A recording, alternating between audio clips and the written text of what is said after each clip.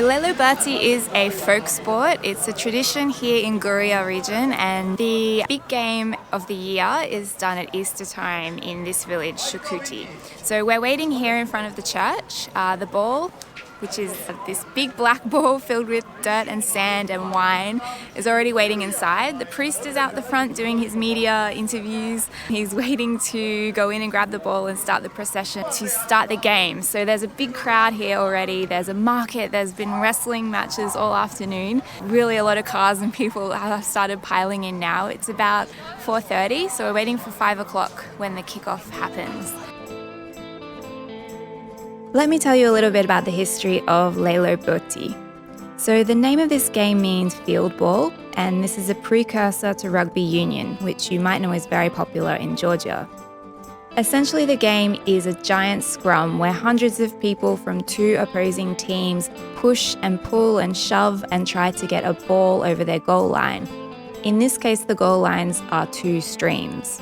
The game has a very long history. It goes back 300 years, and it even gets mentioned in the epic poem by Shukhuti, The Knight in the Panther's Skin.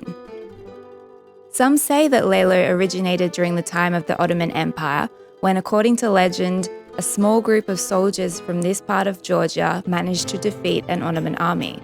Gurians had a reputation for being fierce warriors, and just down the road in Shukhuti, which is the biggest city in this municipality, you can see this great statue called the Furious Gurian. The first games of Lelo were played to commemorate this battle.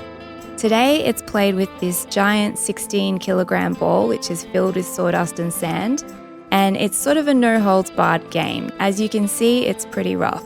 There are only a few rules. There's no drinking during the game, and if someone gets injured or you need to stop for some reason, you can raise your hand. In the past, it was believed that the winning team would secure a better harvest for their village. But today, Lelo is played to honour the dead. After the game, the ball is given to the winning team, who then have the honour to carry it into the village up to the cemetery and place it on the grave of someone who has passed away in the previous year. To kick things off, the priest takes the ball to the centre of the village where everyone is waiting, and that's the beginning of Lelo 2022.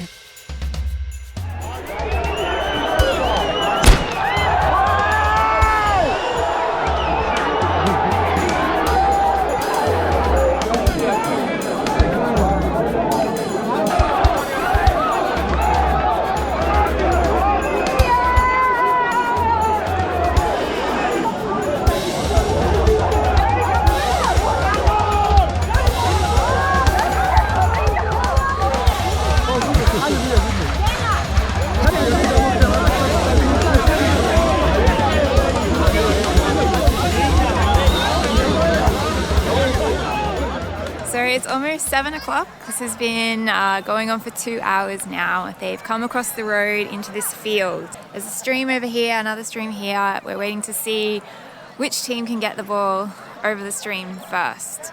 So it's been pretty crazy. There's a lot of people here, although apparently there's not as many people as some other years. It's a little bit rough. You see people coming out of the crowd, their shirts ripped. Everyone seems to be losing their shoes in the scrum. So it's a little bit rough, but it's been fun. We're just kind of keeping a safe distance, but there's certainly a lot of people here doing photos and filming. So we're waiting to see the ball move. We've been stuck here for a little while now. It's a bit of a stalemate, and we're waiting to see who can get the ball across the stream.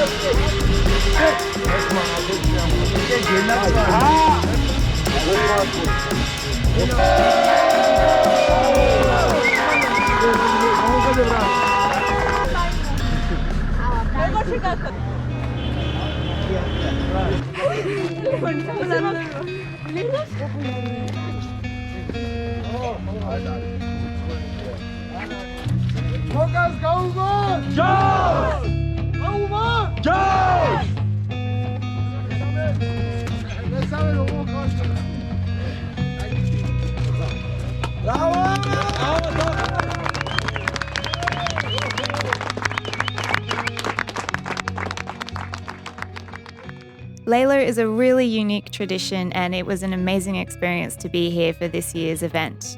If you're interested in attending Lelo, I've written a blog post with lots of tips and practical advice, and you can find it in the description below.